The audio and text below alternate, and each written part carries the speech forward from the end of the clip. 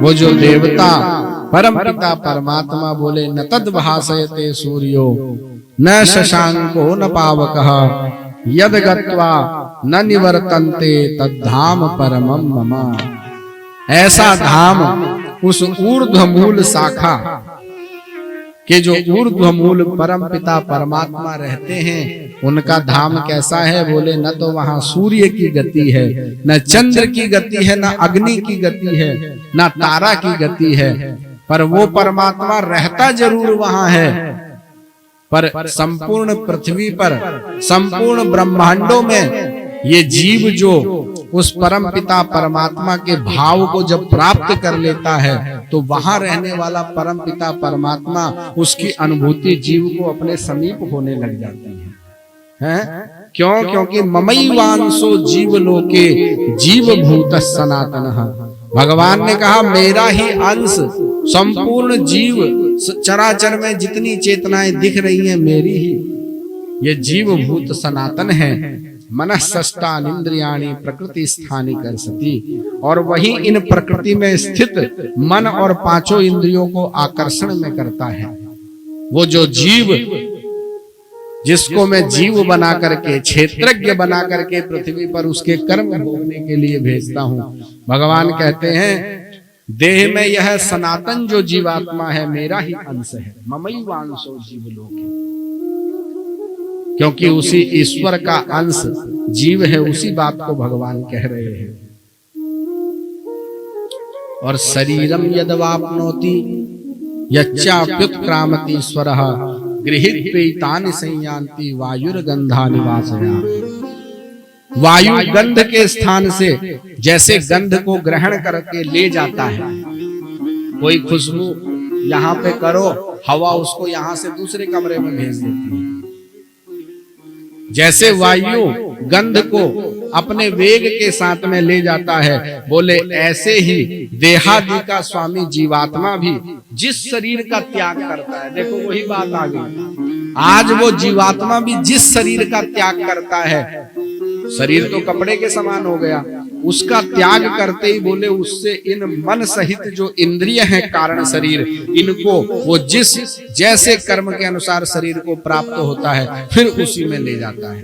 भगवान कहते हैं पावर मैं ही देता हूं, क्योंकि ममैवांशो जीवलोके, वो जीवात्मा मेरा ही अंश है, पर बार बार शरीर बदल रहा है कर्म के चक्कर से।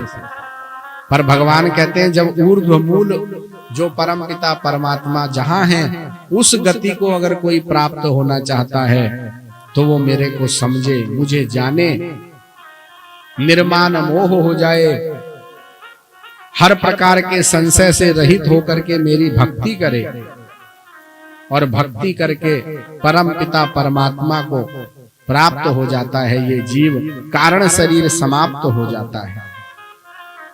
यतन्तो योगिनश्चैनं पश्यन्त्यात्मन्यवस्थितं यतन्तोप्यकृतात्मानो नैनं पश्यन्ति चेतसः। यत्न करने वाले जो योगी जन अपने हृदय में स्थित उस परमात्मा को तत्व से जानते हैं, किंतु जिन्होंने अपने अंतःकरण को शुद्ध नहीं किया है, ऐसे अज्ञानी जन तो यत्न होने पर भी, करने पर भी इस आत्मा को नहीं जान पाते। इसलिए जानना स्वयं को ही है, जग की सेवा करनी है, अपनी खोज करनी है, और प्रीति परमात्मा से करनी है। जब प्रेम परमात्मा से होगा, सेवा संसार की होगी और मोह भगवान के चरणों में होगा, तो हम उन्हीं परम पिता परमात्मा के पद को प्राप्त कर लेंगे। क्योंकि वो परमात्मा कहता है अहम वैश्वानरो भूत्वा प्राणिनाम देहमाश्रितः। भगवान वैश्वानर बन करके हमारे शरीर के अंदर विराजित रहते हैं सदैव, तभी तो हम जो कुछ खाते पीते हैं सब पच जाता है। उसको कौन पचा रहा है? भगवान ने कहा मैं पचा रहा हूं। किसको पचा रहा हूं? बोले चार प्रकार के पचाम्यन्नम चतुर्विधम, चार प्रकार के जो भोजन हम लोग करते हैं। कौन कौन से? बोले भक्ष्य, जैसे रोटी आदि भक्ष्य पदार्थ हुआ, भोज्य दूध आदि, लेह्य जिसको चाट करके हम खाते हैं वो लेह्य पदार्थ होता है, और चोष्य, जिसको चूस करके खाते हैं, जैसे गन्ना लोग खाते हैं।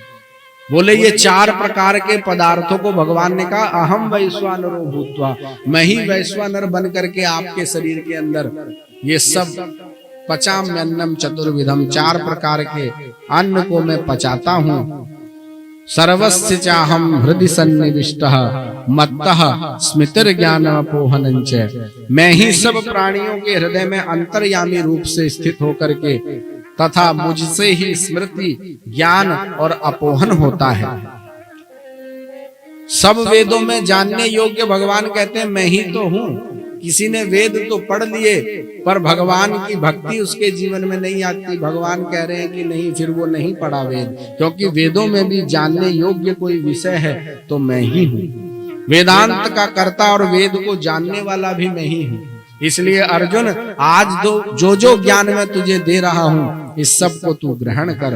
ग्रहण करने से तेरा कल्याण होगा, क्योंकि द्वाविमो पुरुषो लोके क्षरः चाक्षर एव च। क्षर और अक्षर, फिर वही बात अर्जुन को भगवान दूसरे रूप में समझा रहे हैं। क्षर माने ये शरीर जो नष्ट हो जाता है, और अक्षर माने जीवात्मा। भगवान कहते हैं जीवात्मा और शरीर, क्षर और अक्षर से परे जो है वो मैं हूँ। उत्तमः पुरुषस्त्वन्यः, इसीलिए इस अध्याय का नाम हो गया पुरुषोत्तम योग।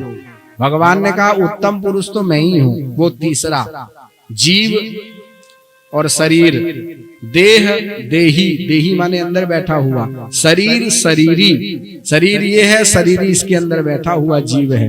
बोले इन दोनों से अलग जो अन्य एक पुरुष है, भगवान कहते हैं वो मैं हूँ। उत्तमः पुरुषस्त्वन्यः